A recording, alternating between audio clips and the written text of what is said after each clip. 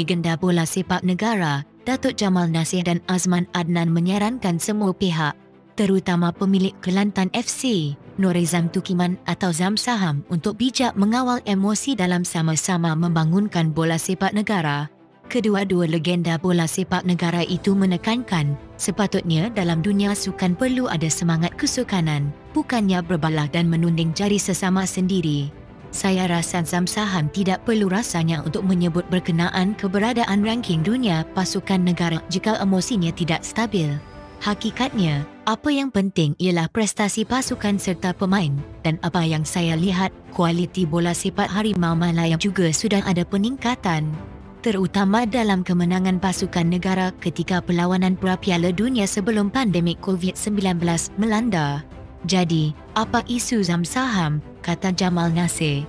Di sini, saya akan memberikan informasi terkini mengenai perkembangan cerita terbaru tentang perbalahan di antara Zam Saham dengan FAM. Sebelum itu, jika anda suka dengan info yang saya sampaikan, bantu saya dengan dua cara, klik butang like dan klik butang loceng untuk tidak ketinggalan info pantas di masa yang akan datang. Terima kasih, mari teruskan topik kita. Zam Saham dan FAM seharusnya memikirkan cara menghasilkan pemain yang baik untuk disumbang kepada negara.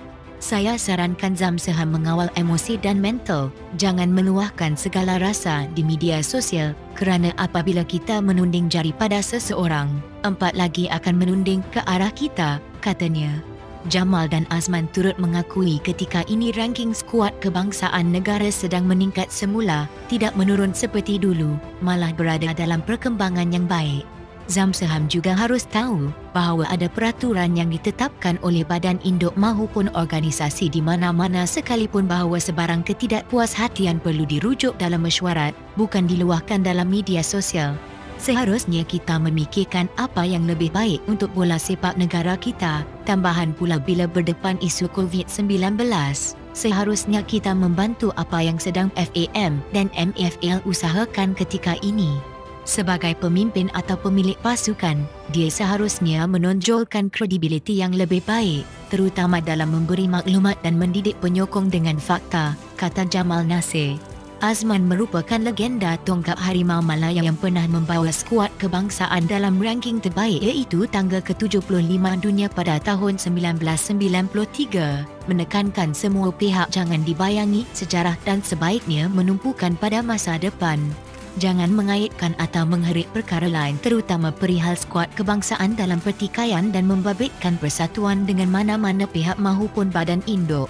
Pada pandangan saya, Zam Saham perlu buktikan kejuaraan pasukan atau kelab dahulu, hasilkan pemain yang baik buat Malaysia dan sila jaga periuk sendiri dan tak perlu jaga dua periuk.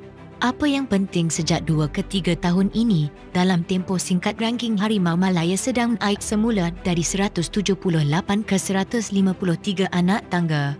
Bagi saya, perkembangan pasukan Harimau Malaya sekarang cukup memuaskan dan jika berkat kerjasama semua, pasti ianya akan meningkat lagi, katanya.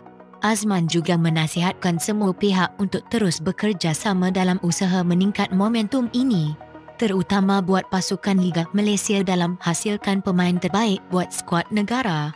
Jika anda mempunyai pandangan tersendiri mengenai isu ini, komen di bawah.